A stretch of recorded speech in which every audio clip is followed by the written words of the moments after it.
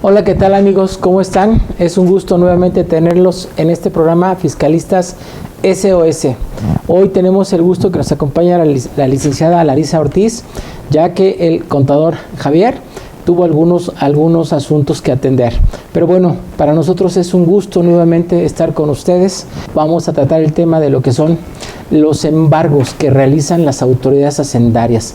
Y no nada más precisamente el Servicio de Administración Tributaria. Pues el día de hoy vamos a hablar del embargo que realiza el SAT, pero en este caso, Freddy, yo quiero que me veas como si fuera una persona que te está entrevistando y que quiere que le expliques todo este tema.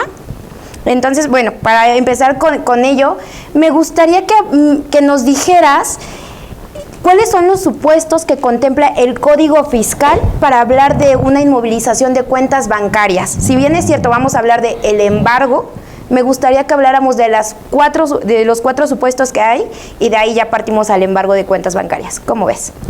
Pues yo creo que vamos a empezar con un supuesto que es muy importante, amigos. Siempre y cuando ustedes estén situados dentro de la facultad de comprobación, ese es uno de los primeros supuestos y creo que es uno de los importantes. Después hablaremos del embargo que se realiza por falta de garantía y posteriormente también realizaremos el embargo, lo que es ya en un procedimiento administrativo de ejecución, que de hecho son los más importantes para este servidor. Y bueno, vamos a empezar sin entrar en más temas. ¿Por qué? ¿Qué es lo que hace la autoridad cuando llega y solicita información y no la entrega el contribuyente dentro de cualquier facultad de comprobación? Más comúnmente es la orden de visita domiciliaria o la revisión de gabinete. ¿Por qué? Porque si el contribuyente no presenta o no atiende esos requerimientos o no atiende lo solicitado en el acta parcial de inicio, pues entonces la autoridad puede ser que te requiera nuevamente esa información, si bien les va, o si no, prácticamente se torna en una situación complicada.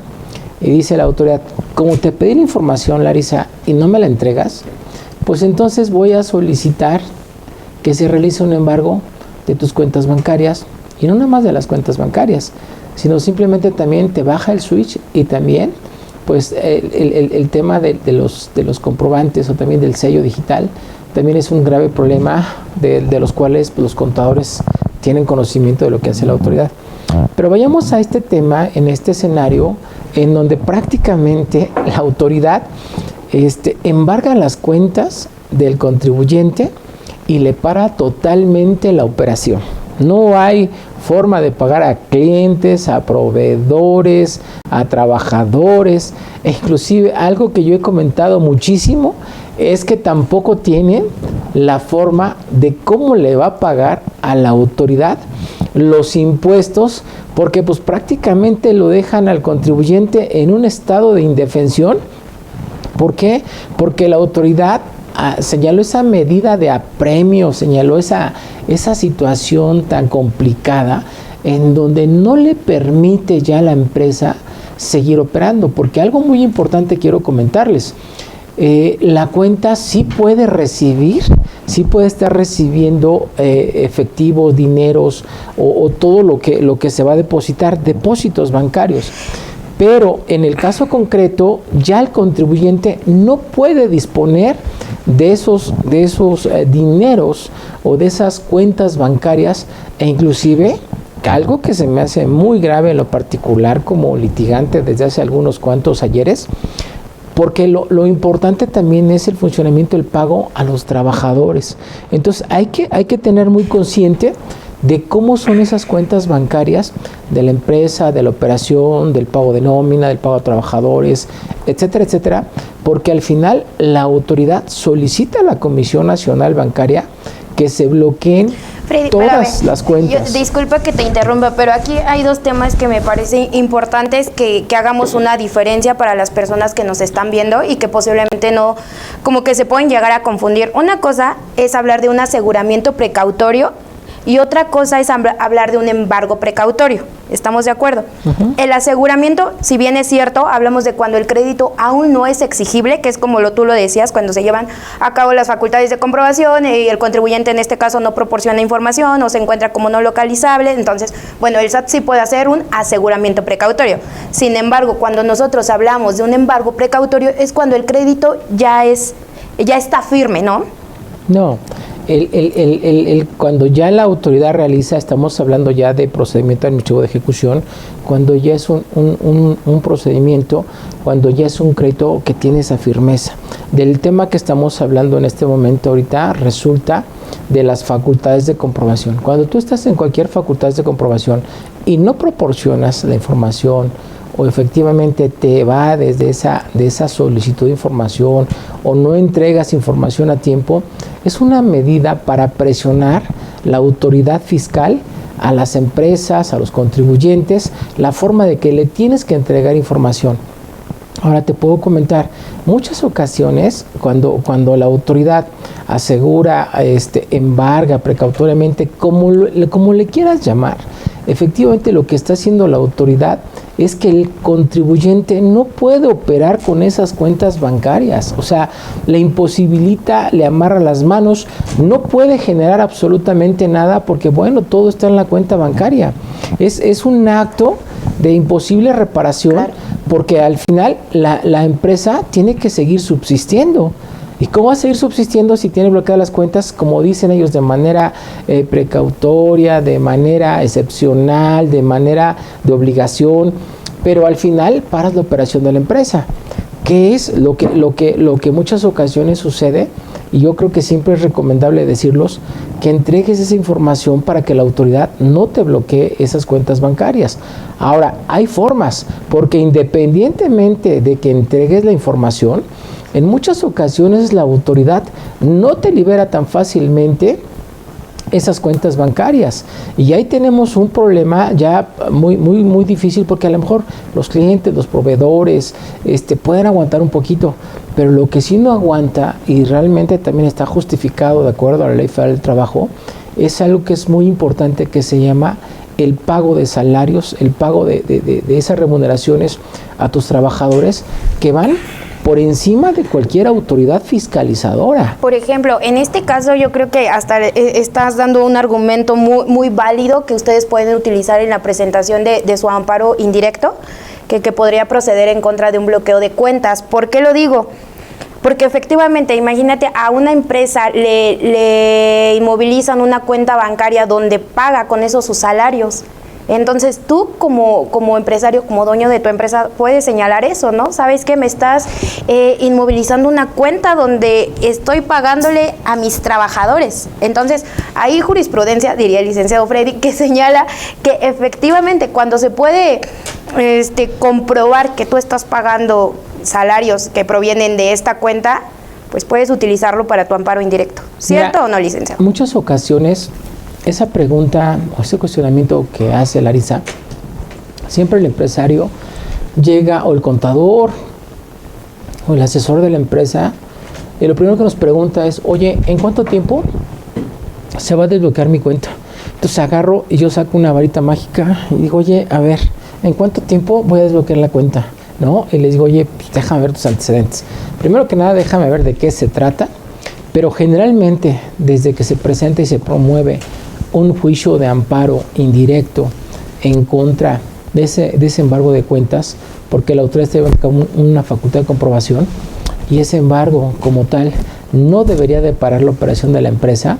A partir de que presentas el juicio de amparo, generalmente con todo lo que está sucediendo en el país por la reforma judicial, la reforma que de alguna manera vino a cambiar muchas cosas, tenemos esa problemática ahorita en los juzgados de distrito, en donde ellos argumentan que tienen mucha carga de trabajo y que tienen muchas cosas ya, porque van a hacer entrega de nuevos juzgadores o jueces de distrito.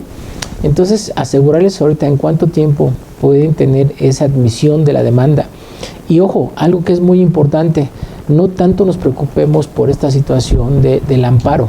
Lo que nos interesa del amparo como tal es la suspensión que solicita el quejoso para efecto de que se emita lo más pronto posible. Es decir, la admisión de la demanda de amparo va aparejada con la suspensión provisional que se solicite y en su oportunidad la definitiva, porque eso es lo más importante que un juez de distrito, un juzgado de distrito, con la aplicación o con el otorgamiento de esa suspensión provisional, prácticamente se manda a la Comisión Nacional Bancaria y con esa suspensión la comisión manda los comunicados a los bancos para efecto de que desbloqueen esas cuentas. No es nada fácil y yo les comento que desde que se presenta el amparo hasta que tenemos un desbloqueo de las cuentas bancarias, a veces nos puede tardar, si bien nos va, yo creo que unos 15 días y eso, híjole, rayando así de que todo bien. Pero generalmente nos ha tocado que a veces se para la operación de una empresa hasta un mes y medio. ¿Por qué? Por todo lo que se está tardando ahorita los juzgados de distrito. Pero aparte, ya cuando tiene esa suspensión, en la Comisión Nacional Bancaria también hay un área en donde específicamente se tratan estos temas de las cuentas bloqueadas de las empresas. Por tanto, es importante que después de que tengamos esa suspensión provisional, se le haga del conocimiento a la Comisión Nacional Bancaria de manera inmediata que ya tenemos esa suspensión. Por tal motivo, ese embargo como tal, al momento de emitirse, en muchas ocasiones se le tiene que hacer del conocimiento también a la autoridad fiscalizadora que ya se presentó el amparo, que ya existe admisión y que inclusive existe suspensión provisional a cargo de ese juzgado, en donde la autoridad debe solicitar a la Comisión Nacional Bancaria ese desbloqueo para que la empresa siga funcionando. Y por ejemplo, ¿qué pasa cuando ya estamos presentando nuestro amparo indirecto y en este caso las pruebas que tenemos que anexar a nuestro amparo es, por ejemplo, screenshot, ¿no? de que tenemos bloqueada nuestra cuenta? Y por ejemplo, yo he escuchado que también dicen que debes de anexar los contratos de apertura, ¿no? del banco. ¿Qué pasa si tú en ese momento no lo tienes? ¿Qué es lo que tú nos recomiendas hacer? Mira, en esos temas, porque muchas veces las cuentas bancarias se aperturaron hace 20 años y en muchas ocasiones ese documento, ese contrato ya no existe. Yo lo que recomiendo es que ustedes como contribuyentes soliciten una copia de ese documento al banco del origen de las cuentas, que soliciten una copia, que por lo menos hagan el escrito y que manifiesten, porque al final ese documento se va a ocupar al momento de que se presente un juicio de amparo. En el caso concreto, si no tuvieran ese documento, como es la apertura de las cuentas bancarias, lo que nos sirve y nos da pauta son los estados de cuenta de manera original. Ya saben ustedes ahorita que se imprimen y pues prácticamente traen un código esos estados de cuenta. Y con esos estados de cuenta nosotros podemos argumentar que pues son las cuentas de la empresa y además la pantalla también del sistema en donde nos digan que están bloqueadas. O en muchas ocasiones, no sé si actualmente a las empresas, yo creo que sí, en algunas se sigue operando con las chequeras, con esas famosas chequeras que son de la prehistoria, ¿verdad? A lo mejor los nuevos contadores o los nuevos abogados ya no conocen las chequeras, porque pues ya todo es de manera digital o con los teléfonos. Pero al final, si tuvieras una chequera, lo que tienes que hacer es hacer una cantidad como si le pagaras al trabajador una cantidad y específicamente eso que es para el pago de sueldos de trabajadores y los mandas al banco. Y el banco te los va a protestar, te los va a sellar y te va a decir que la cuenta se encuentra embargada. Entonces, con ese solo documento también y con las cuentas, con los estados de cuentas bancarios, tú ya tienes la posibilidad de que en el juzgado de distrito pues, te admitan ese juicio de amparo. Y algo que es muy importante, fíjense que a partir de que tienen conocimiento de que se embargó la cuenta bancaria, ustedes tienen 15 días para presentar un juicio de amparo.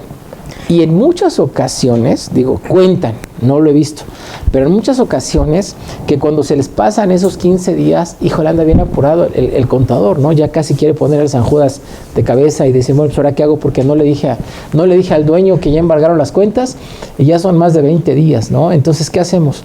No se preocupen. hay manera de hacerlo, como le digo, en el caso de los cheques o la cuenta de cheques o de la pantalla.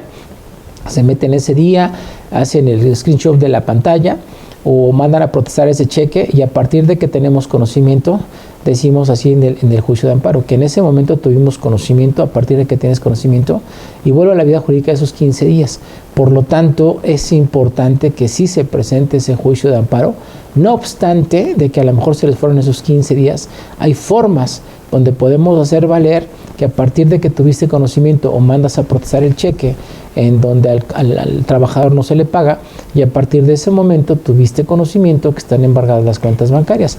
Posteriormente ya la autoridad en el informe justificado pues va a alegar que prácticamente en ese momento no se embargaron las cuentas, pero reconoce el acto, y como tal, bueno, eso nos sirve para que se nos admita el juicio de amparo y para que se otorgue la suspensión provisional, porque al fin y al cabo lo que se tiene que hacer mención es que no existe un crédito fiscal firme. Eso es algo bien importante que se manifieste bajo protesta, decir verdad, que un crédito fiscal todavía no está firme.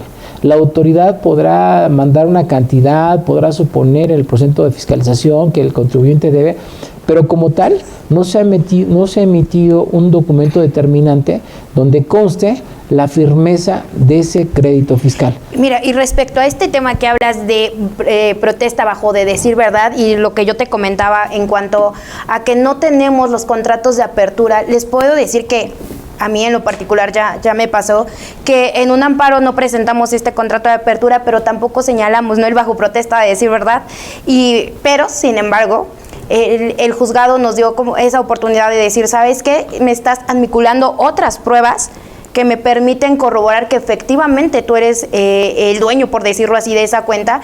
Entonces nada más requiero que bajo protesta de decir verdad lo señales, ¿vale? Tenemos jurisprudencia que dice suspensión provisional en contra de la orden de bloqueo de cuentas bancarias.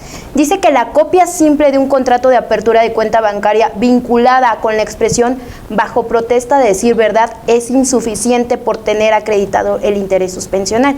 Sin embargo, para que a ustedes no les vayan a negar la suspensión provisional, pues primera señalen bajo protesta de decir verdad, pero también anexen otros documentos si no tienen el contrato de apertura de cuenta. Ahora, también otro punto también muy importante de este famoso amparo es que en muchas ocasiones no se señalaba de las cuentas bancarias cuál era el domicilio de la sucursal. Entonces hay también disposición expresa que el juicio de amparo se debe presentar donde se encuentre ubicado el domicilio fiscal de la empresa, del contribuyente, del quejoso, porque les doy la tesis de jurisprudencia cuyo registro es el 232-45, que de alguna manera sirve y se llama competencia por territorio para conocer del amparo indirecto contra la orden de aseguramiento de cuentas bancarias para determinar cuando de autos no se advierte el domicilio de las sucursales en donde el quejoso realizó el contrato de apertura correspondiente, es factible atender al señalado como fiscal y al lugar de emisión de la orden respectiva, el documento también con el cual la autoridad está solicitando información y viene contenido el domicilio de la empresa o del contribuyente, y con ese documento y con ese dato es más que suficiente para que también pueda ser admitido ese juicio de amparo.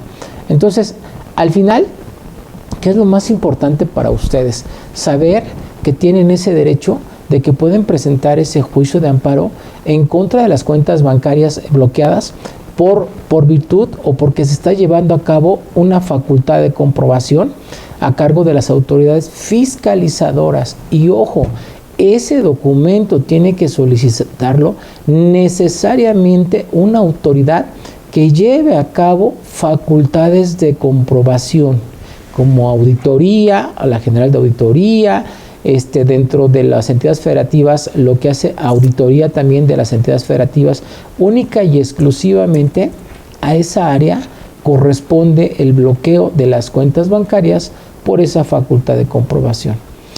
Caso muy distinto que cuando ya es emitido por una administración desconcentrada de recaudación o una autoridad de recaudación de cualquier autoridad fiscalizadora. llámese Seguro Social, llámese Infonavit, llámese Secretaría de la Secretaría de Hacienda, Servicio de Administración Tributaria o alguna entidad federativa, ¿no? Que también ellos pueden llevar a cabo ese procedimiento administrativo de ejecución. ¿Y en qué consiste esa diferencia? Esa diferencia va a consistir porque dentro del procedimiento de fiscalización, las autoridades determinan un crédito fiscal. Cuando se hace esa determinación del crédito fiscal, e inclusive dentro del contenido de esa determinación del crédito, la autoridad te señala, te dice que el contribuyente, si no está de acuerdo con ese determinante, con ese crédito fiscal, puede presentar un medio de defensa, que es el recurso de revocación, ¿sí?, que es el juicio de nulidad, y o en determinado momento si procedía o está fuera de tiempo, puede ser una reconsideración administrativa. Pero ¿qué es lo más importante de esto? Que primero que nada, los contribuyentes, al tener una determinación en su mayoría, no aceptan ese crédito fiscal por la carga impositiva que se tiene en las multas, en los accesorios, en todo lo que implica un crédito fiscal. Por tal motivo, si el contribuyente presenta un recurso de revocación en contra de esa determinación, no existe la obligación de llevar a cabo una garantía del interés fiscal, ¿ok? Pero si se presenta un juicio de nulidad, el contribuyente tiene la obligación de presentar una garantía. Entonces, si el contribuyente presenta un juicio de nulidad, se admite el juicio de nulidad, solicita suspensión del procedimiento administrativo de ejecución, se la otorga el tribunal, pero el tribunal está condicionando a otorgarte esa suspensión definitiva, pero te dice, te doy 3 días para que tú puedas ir a garantizar el interés fiscal y se suspende el procedimiento. Ante esa situación estamos hablando ahorita del embargo por falta de garantía. Cuando ya existe un crédito fiscal no firme, que está sub iudice, ¿qué quiere decir esto? Que lo vas a litigar, que lo vas a pelear, que la empresa no está de acuerdo y que al final tiene que venir una resolución a cargo del Tribunal Federal de Justicia Administrativa. Y posteriormente, si no está de acuerdo con esa resolución que emite el tribunal, se puede ir a un tribunal colegiado. Pero Freddy, mira, aquí respecto a este tema, cuando señalemos que ya hay un determinante de crédito fiscal y que en este caso el contribuyente puede presentar un medio de defensa, bueno, ya sea primero un recurso de revocación o en su defecto un juicio de nulidad, es importante que ustedes al momento de revisar todos los documentos que les hacen llegar las autoridades fiscales, revisen el oficio mediante el cual la autoridad fiscalizadora le manda a la Comisión Nacional Bancaria y de Valores para solicitarles información acerca de sus cuentas bancarias. ¿Derivado de qué? Bueno, pues hay una tesis que señala que este escrito, este oficio debe estar debidamente fundado y motivado. ¿Esto qué quiere decir? Que ustedes deben observar o revisar, analizar que en este documento la autoridad fiscalizadora fundamente el artículo 42, fracción séptima. ¿Sí o no, Freddy? ¿O estoy en lo incorrecto o estoy bien? Sí, pero eso corresponde a prácticamente cuando la autoridad solicita a la Comisión Nacional Bancaria datos, informes o documentos que de alguna manera todos esos actos que realiza la autoridad de manera interna hacia la Comisión Nacional Bancaria, también ese acto debe estar debidamente fundado y motivado. Hay disposición o hay algunas jurisprudencias donde decían que no necesariamente la autoridad tenía que hacer del conocimiento al contribuyente de los actos internos que se realizan entre autoridades. Sin embargo, también existe alguna otra disposición, otra jurisprudencia donde vino a ser el aclaramiento y en donde nos menciona que cualquier acto que sea implícito al contribuyente dentro de la facultad de comprobación tiene necesariamente que dársela a conocer cualquier acto que se lleven a cabo entre autoridades. Situación que las autoridades fiscalizadoras, ellos no contemplaban esta situación de hacérselo del conocimiento del contribuyente. Es otro argumento más para que cuando se está haciendo o cuando se realizó el embargo de cuentas bancarias, esos documentos que se realizan o se mandan entre autoridades, pues lógicamente deben de estar totalmente fundados y motivados, y debe de alguna manera hacérselo del conocimiento a los contribuyentes que de alguna manera les están perjudicando al solicitar la autoridad que se embarguen esas cuentas bancarias. Pero bueno, amigos, queremos dudas, queremos preguntas, queremos saber qué tal les parece, qué temas quieren que abordemos, y es un gusto estar con ustedes. Vamos ahorita a un corte, preparen sus preguntas y estamos en línea nuevamente con ustedes. ¿Cómo están, queridos amigos? ¿Realizan actividades vulnerables? ¿Ya tienen su manual de prevención de lavado de dinero y financiamiento al terrorismo? Recuerden que es muy importante no solo tener el manual, sino que este manual nos sirva a que los empleados sean capaces de cumplir con todos los procesos que establezcamos para cumplir con estas obligaciones. Tenemos un taller de elaboración del manual PLDFT por actividades vulnerables. ¿Qué es lo que vas a lograr con esto? Es que en 20 horas ya sales con tu manual.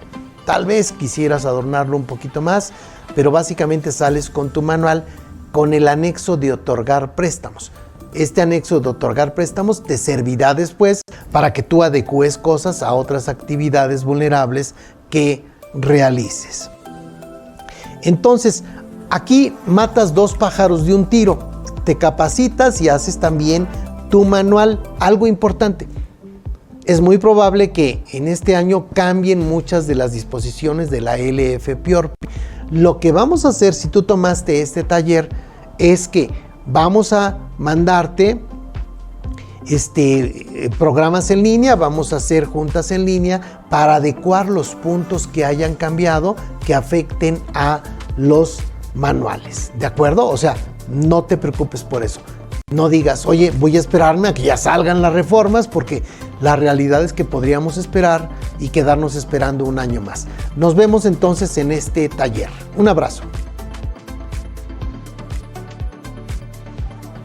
¿Te apasionan los temas fiscales, financieros y laborales? Tenemos el espacio ideal para ti. Sigue nuestras charlas y análisis en IMEFI TV en Spotify. No te pierdas ningún episodio. Dale play y mantente al día.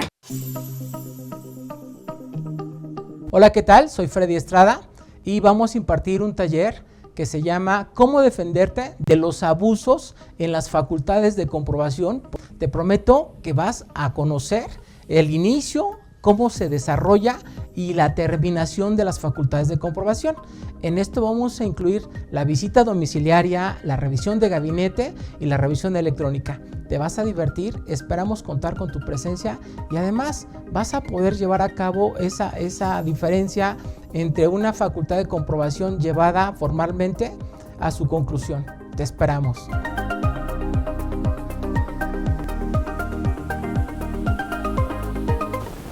Hola, ¿qué tal, amigos? Nuevamente estamos con ustedes. Mira, tocando el tema, ahorita les voy a dar el artículo que es el 142 del Código Fiscal. No sé ustedes, ¿verdad? Pero yo siempre me acostumbro a traer mis códigos, ¿no? De esta manera, porque al final sí, todo digital es más rápido, es más todo. Pero uno que es de la vieja escuela, o de la vieja guardia, pues ya estamos un poquito medio grandecitos. A mí me encanta leer y lo hago de esta forma. Dice el 142. Procede garantizar el interés fiscal cuando 1. Se solicita la suspensión del procedimiento administrativo de ejecución, inclusive si dicha suspensión se solicita ante el Tribunal Federal de Justicia Fiscal y Administrativa en los términos de la Ley Federal del Procedimiento Contencioso Administrativo. Entonces, prácticamente este es el fundamento con el cual yo les comentaba hace un momento que la importancia de garantizar un crédito fiscal cuando se tenga un medio de defensa. Porque lo más importante, si no te llegó a hacer el embargo en la facultad de comprobación, si tú no estuviste de acuerdo y presentaste tu recurso de revocación, en el recurso de revocación no te obligan a garantizar el interés fiscal por parte del Servicio de Administración Tributaria. Nos hemos encontrado que a veces en unas administraciones estatales, dentro de sus propios códigos, señalan que se debe de garantizar el interés fiscal cuando se presenta un recurso llamado de inconformidad en esos temas en ocasiones, pero son ya de los estados, en donde sí obligan a que se garantice el interés fiscal.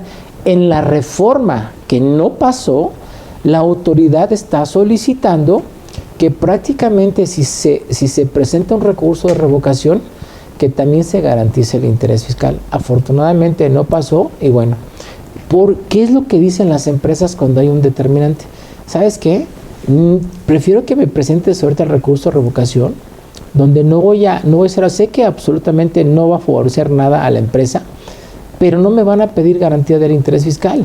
Sin embargo, cuando se resuelve el recurso de revocación, necesariamente la autoridad tiene que garantizar, o el contribuyente tiene que garantizar ante la autoridad ejecutora ese crédito fiscal. Por ese motivo, yo les recomendaría que cuando ustedes vayan a un juicio de nulidad, verifiquen qué es lo que tiene la empresa, cuáles son las formas de que puede garantizar ese interés fiscal. Hace mucho tiempo se utilizaba el embargo de la negociación. Actualmente la empresa, la autoridad te señala y te dice que ese embargo de la negociación, que no le es funcional, que no es posible. Muchas veces te niegan el hecho de hacer el embargo en la vía administrativa por parte de la negociación. Entonces, yo creo que es muy importante que ustedes lo consideren, porque al final es la negociación la que está operando. Y pueden hacer un avalúo de la negociación, negocio en marcha, cuánto es lo que vale tu negociación, y también tenerla ahí en cualquier momento que la autoridad solicite una garantía del interés fiscal, pues prácticamente hacerlo, porque de lo contrario la autoridad no se va con las cuentas, se va con todo lo que tiene la empresa. E inclusive hay algo bien importante que les queremos comentar, aparte de este embargo por falta de garantía, también ya las autoridades recaudadoras están mandando documentos, están mandando oficios en donde están requiriendo el pago a sus clientes, ¿sí?, o a sus proveedores, o a los terceros que estén involucrados con la empresa.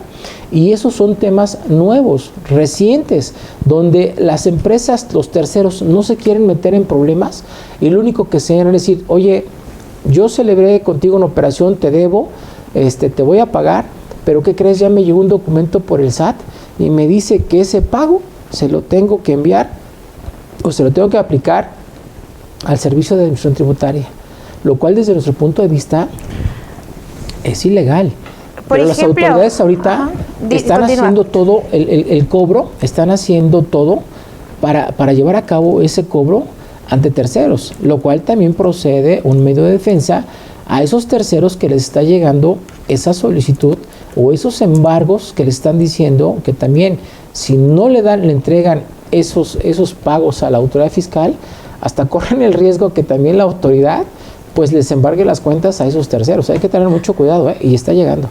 O sea, por ejemplo, en este caso señalas que la autoridad, la recaudadora, señala o exige a los proveedores o clientes que pues que paguen por la moral, no por la persona, por la empresa que tiene el crédito. Pero esto, ¿conforme a qué artículo lo hacen? O sea, si es conforme al tema de responsabilidad solidaria, o sea, con eso se están basando para requerirle a los proveedores para que, o si no, ¿cuál sería su fundamento? No necesariamente como responsabilidad solidaria.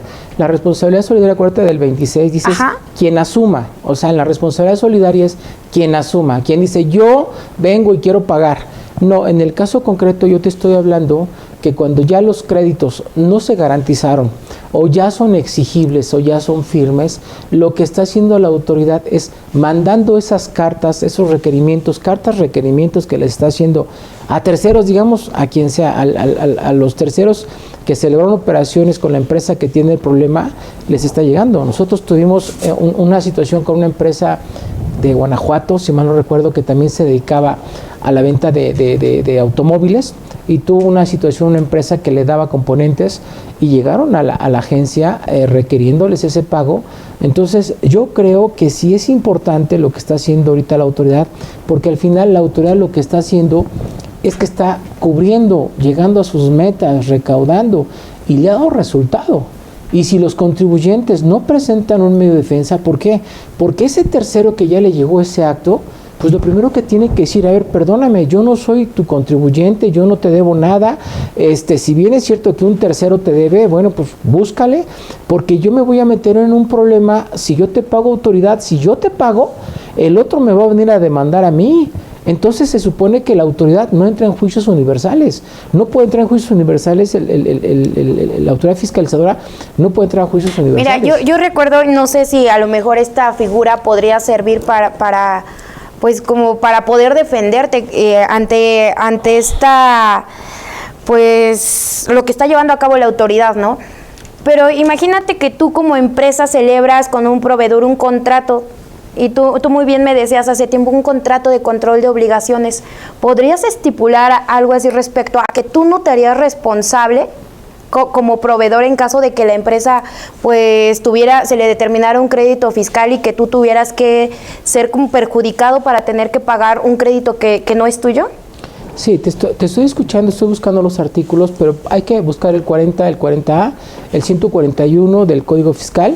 En esos artículos que tú me estás diciendo, cuál es la fundamentación, en esos artículos está especialmente eso para terceros, pero al final yo siempre he dicho, si esa fundamentación necesariamente te debe fundar y motivar, y a ti te debe de requerir esos dineros o aplicar a un crédito de un tercero, la verdad es que no está nada fácil. Nosotros presentamos un recurso de revocación ante la propia autoridad, después nos fuimos al juicio de nulidad, y efectivamente salió la sentencia en donde la autoridad no debía de requerir en esos términos como lo hizo, porque utilizó una indebida fundamentación.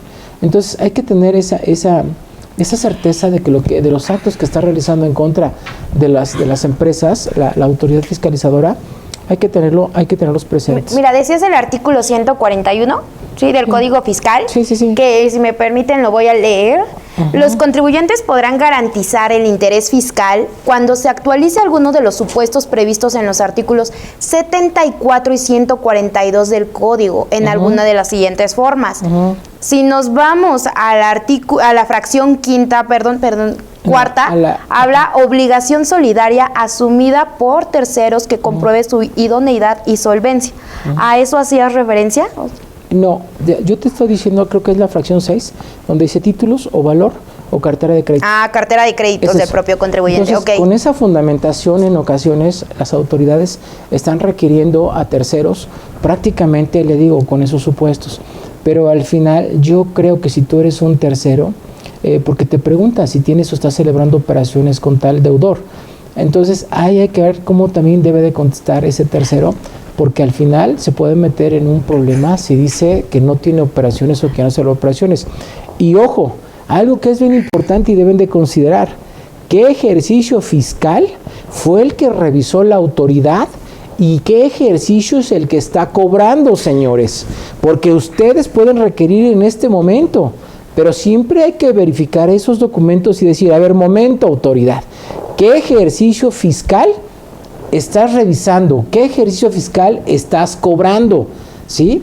Porque yo en ese ejercicio fiscal, bajo protesta de decir verdad, yo no realicé ninguna operación con ese contribuyente. Por eso es la importancia de los contratos que se celebre entre la persona moral y entre el proveedor. ¿Estamos o no de acuerdo? Hace tiempo tú me platicabas respecto al contrato de control de obligaciones y yo te preguntaba, ¿crees que en este contrato sería viable, prudente o se podría que tú señales esto? ¿A partir de cuándo estás celebrando las operaciones? Perdón, y que tú no te puedes hacer responsable por un crédito fiscal en donde a lo mejor tú ni siquiera celebraste en ese periodo o ejercicio fiscal alguna operación. Miren, habla la licenciada de un contrato de control de obligaciones. Ese contrato de control de obligaciones, nosotros en el despacho lo hemos nosotros formalizado, y que ese contrato de control de obligaciones nos ha servido para anexarlo a los contratos principales. ¿Por qué?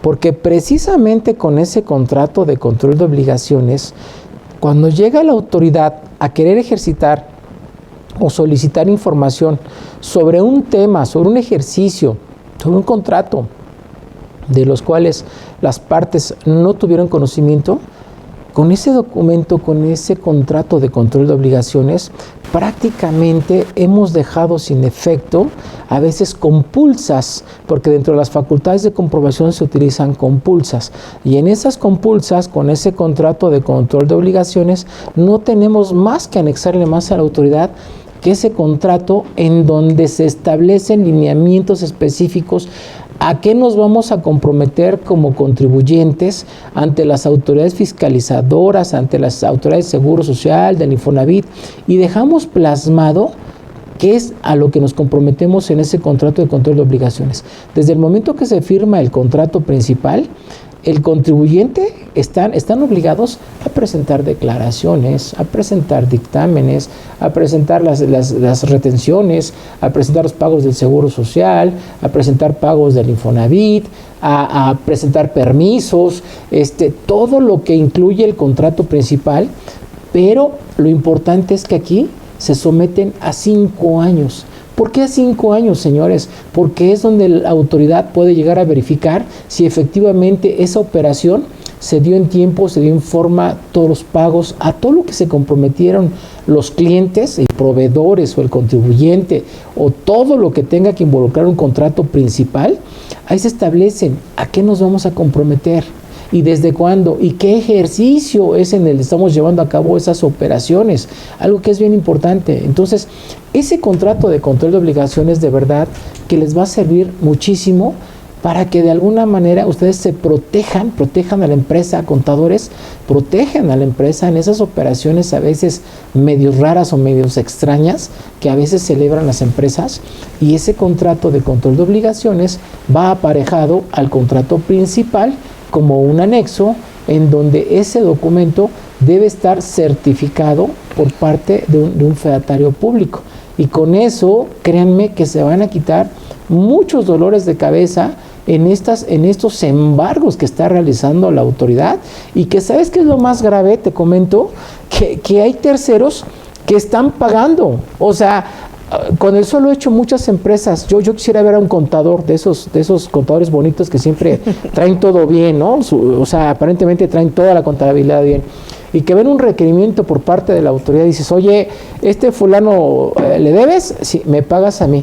Yo quisiera ver también cómo actúan los contadores, porque al final no es lo mismo que te esté platicando ahorita de ese requerimiento a que tú lo tengas en vivo y a todo color. Porque entonces vas a correr ahí con tu asesor, con el dueño de la empresa, y le vas a decir, oye, ¿qué crees que a fulano tal que le debemos dinero ya no le vamos a pagar? Le vamos a pagar a la autoridad porque tenemos un requerimiento. Yo quiero ver ahí la cara del empresario o la cara del contador, porque no está nada fácil, y no es fácil. Son temas, como yo les digo ahorita, que hay que ver cómo le vas a contestar a la autoridad.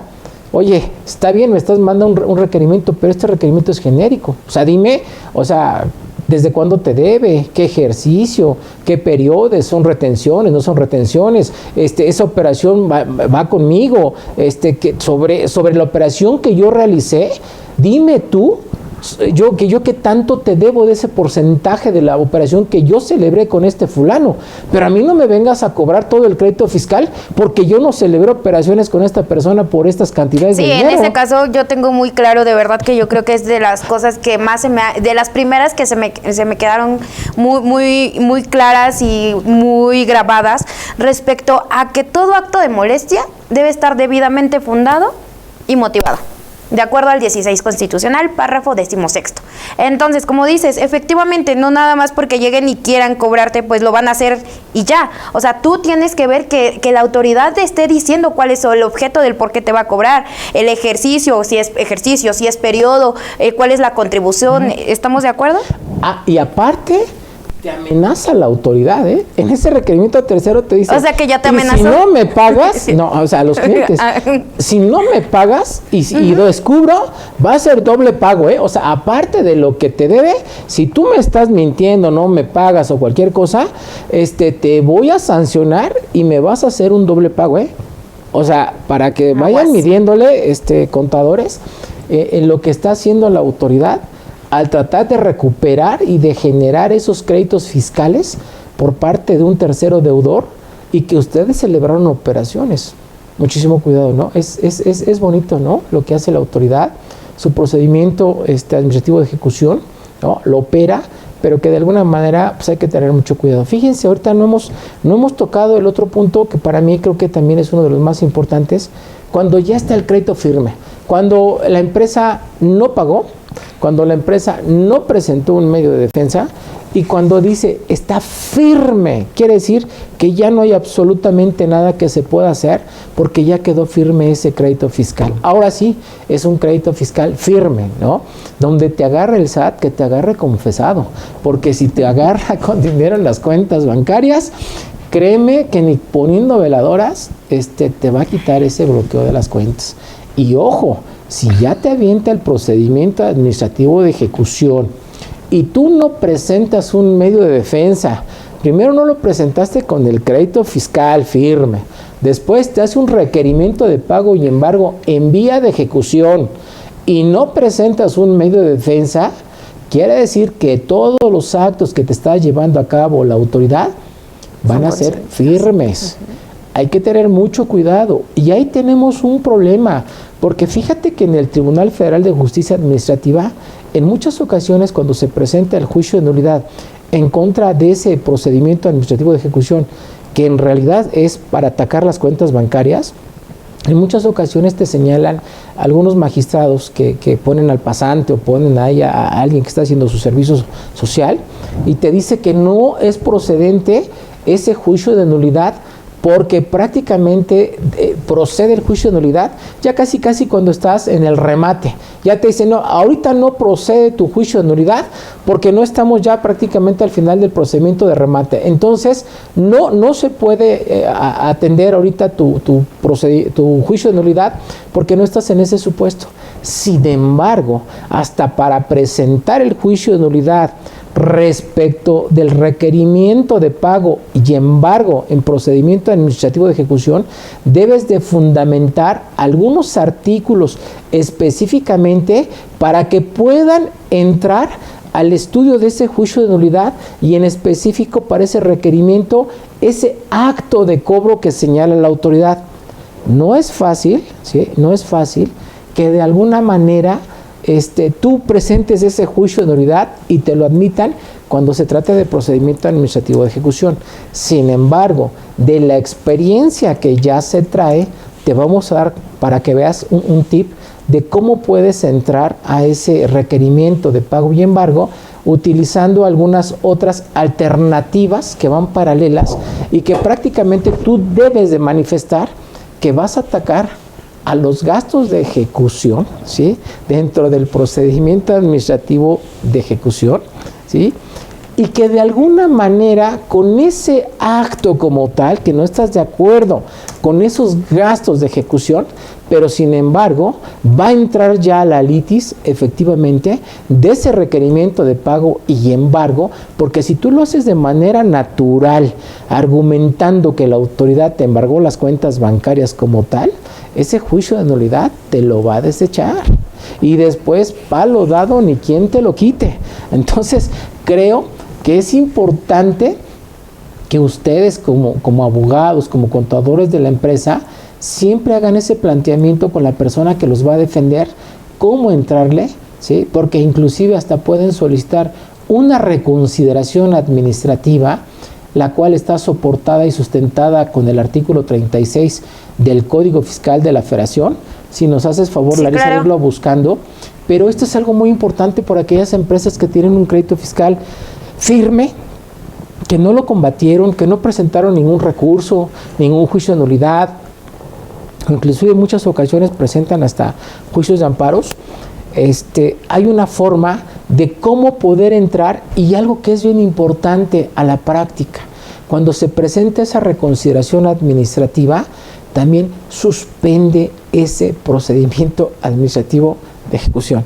¿Qué dice el 36 sí, efectivamente en lo que estamos tocando? Es el artículo 36 del Código Fiscal, pero es el tercer párrafo, ¿vale?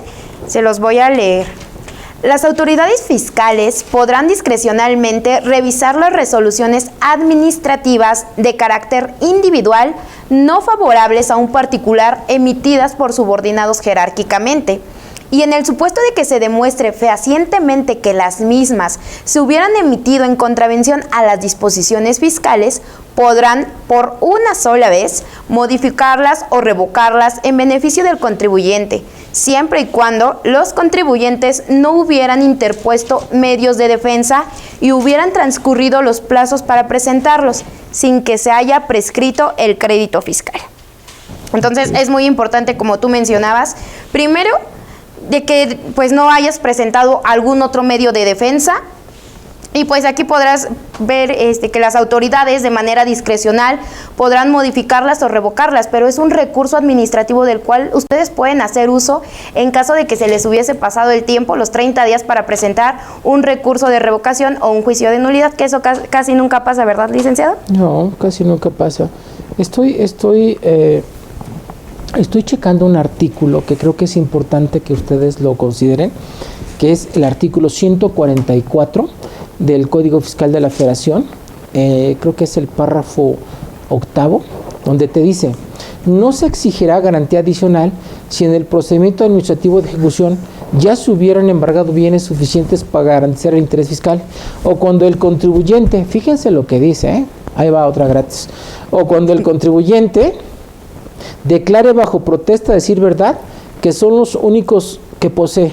En el caso de la que la autoridad compruebe por cualquier medio de esta declaración es falsa, podrán exigir garantía adicional sin perjuicio de las sanciones que correspondan. En todo caso, se observará lo dispuesto en el segundo párrafo del 141. Pero algo que es bien importante, dice: o cuando el contribuyente declare bajo protesta de decir verdad que son los únicos bienes. Entonces, ¿qué quiere decir?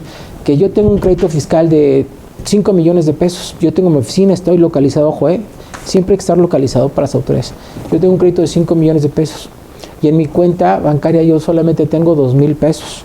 Y en el domicilio de la empresa tengo una computadora, una televisión, una sala, etcétera, ¿no? Porque puede pasar que puedo ser una empresa muy grande, muy grande, pero que posteriormente, bueno, los trabajadores lo demandaron, 1000 cosas, 1000 supuestos. Pero en el caso concreto está el domicilio, llega la autoridad y yo le digo, bajo protesta decir verdad, estos son los únicos bienes con los que cuenta la empresa, aquí está mi cuenta bancaria, te la entrego, son 2,000 pesos, son 5 millones, oye, pero son bajo protesta decir verdad, que revise la autoridad si efectivamente son todos los bienes que tiene la empresa a su nombre. Ojo, hay que revisar registro público, hay que revisar en los vehículos, hay que revisar todas esas situaciones que son bien importantes para argumentar ese 144, porque aunque el contribuyente tenga un crédito de 10 o 20 o 1,000 millones, pero si la empresa está localizada, está presentando sus declaraciones, ya no tiene operaciones, tiene sus cuentas bancarias y realmente tiene esto para poder generar o seguir trabajando, no puede sacar sangre la autoridad de una piedra. Entonces, ojo, por eso hay que estar muy hábil cuando ya se tiene un crédito fiscal firme, cuál es la dinámica que se puede utilizar para un embargo en vía de ejecución. Y cuando ya la autoridad va a tu domicilio, te extrae los bienes, tú le ayudas a sacar los bienes, que se los lleve para que vea la autoridad que tú de buena onda le vas a garantizar el interés fiscal con eso, y eso es procedimiento de emisión de ejecución. ¿Ok? Algo que es bien importante, para que cuando tú vayas al tribunal a garantizar el interés, con esa acta te sirva como sustento para que puedan suspender el procedimiento administrativo de ejecución, porque ya no hay más bienes. Bajo protesta decir verdad son los únicos bienes con los que cuenta la empresa. Al final, creo que es un tema súper importante y cómo debes de planear ese embargo, porque hasta te puede servir para garantizar el interés fiscal cuando vas a juicio de nulidad. Pero hay que tener las cosas bien argumentadas, porque al final esa es la importancia de saber defenderte de un procedimiento administrativo de ejecución o cuando un crédito fiscal ya esté firme, porque inclusive existe una disposición que cuando ya no hay más que se le pueda quitar al contribuyente, ese crédito fiscal se puede cancelar por incosteabilidad que tiene la autoridad hacer ese cobro. Entonces, ojo, no te pierdas. Yo creo que el siguiente programa, que a lo mejor vamos a hablar de cómo puede la autoridad llevar a cabo ese procedimiento administrativo de ejecución, ¿sí? Y si efectivamente la autoridad ya no encuentra bienes, hay que tener mucho cuidado también con la responsabilidad solidaria. También ese es un punto importante, que la autoridad paralelamente está buscando qué bienes tienen los socios y tienen los accionistas. Entonces hay que ver hasta cuánto están obligados a garantizar los socios, porque yo creo que también existen modificaciones a las actas constitutivas. Entonces, hay muchas cosas, señores, que de verdad es bien interesante y muy bonito todos estos temas, hablar de embargos, hablar de esa posibilidad que tiene la autoridad de extraer bienes, ¿no? Porque en muchas ocasiones puede ser muy viable. ¿Por qué? Porque acuérdense que también está la situación penal que utiliza la autoridad. Hay que tener mucho cuidado. Por eso, todos esos procedimientos que realiza la autoridad, hay que atenderlos. Hay que atenderlos e inclusive también, si no estás de acuerdo, presentas tu medio de defensa, pero ¿qué es lo más importante? ¿No? Esa garantía del interés fiscal, necesariamente si vas a un juicio de nulidad, ¿vale? Por ahí existe todavía, sigue funcionando una disposición que cuando vas a un juicio de nulidad exclusivo de fondo, ¿sí? Y que si tú tienes un crédito arriba de 6 millones de pesos, hay una disposición que no garantizas el interés fiscal. Curioso, fíjate. O sea, para los créditos millonarios, ¿no? De 1,000, de 100,000 millones, de lo que quieras, si te vas al de fondo, no garantizas el interés fiscal. Fíjate, Freddy, me dio, no sé, se me hizo chistoso el tema de, sí es bonito el tema del embargo, ¿no? Pero cuando no son tus cuentas, cuando vemos de este lado y es muy diferente. Y aparte, ya diste varios, yo creo que es bueno tomar nota, porque de todo lo que has señalado, esto le sirve a los abogados fiscalistas o a los contadores también para anticiparse ante una posible inmovilización de cuentas y también para cuando ya se esté llevando a cabo el procedimiento administrativo de ejecución. Entonces, esperamos que hayan tomado nota de estos tips que nos dio el licenciado Freddy. Y respecto al tema de juicio de fondo que señalabas muy bien, pues se acuerdan que apenas en estos días se emitió un proyecto de reforma para la Ley Federal de Procedimiento Contencioso Administrativo. Sin embargo, bueno, en algunos temas de juicio exclusivo de fondo, pues no se tocó nada. Hubo algunos otros temas que sí van a ser reformados y que, bueno, también va a estar interesante que en algún momento les platiques acerca de lo que implica la reforma a la Ley Federal de Procedimiento Contencioso Administrativo, pero pues bueno, señores, eso es todo. Es importante que estén actualizados, es importante que conozcan cuáles son los documentos que está emitiendo a la autoridad y que de alguna manera se sepan defender, porque yo siempre he dicho, a la autoridad lo que pida hay que dárselo, porque al fin y al cabo están ejercitando sus procedimientos, ¿no? Tanto de revisiones como ya prácticamente cuando hace extracciones o cuando ejecuta el procedimiento de ejecución. Para nosotros es un gusto haber estado nuevamente en otro capítulo más de Fiscalistas SOS. Quedamos a su disposición. Próximamente vamos a dar una plática, ya se nos acerca esta plática con documentos reales, documentos de ayer, documentos que están saliendo del horno calientitos y que de alguna manera también es importante que ustedes conozcan cuáles son esos documentos, cuál es la falta de fundamentación, qué es lo que no cita, no fundamenta la autoridad y que eso les va a dar la posibilidad de llegar al final a lo mejor a un medio de defensa con posibilidades de éxito, pero desde el inicio de su facultad de comprobación hasta la terminación del procedimiento administrativo de ejecución. Va a estar muy divertido. Espero de verdad que nos puedas acompañar y además vas a estar ahí en vivo y preguntando todas las dudas y claramente vamos a responder con sentencias que se han logrado o que ha logrado tu servidor. No son sentencias robadas de otras personas, sino son sentencias que hemos hecho día a día con el estudio de verdad de lo que nos proporciona esta materia tan hermosa como es la materia fiscal y administrativa. Nos vemos en la siguiente, no te lo pierdas, va a estar bien divertido y quedamos a tus órdenes. Freddy Estrada, como siempre.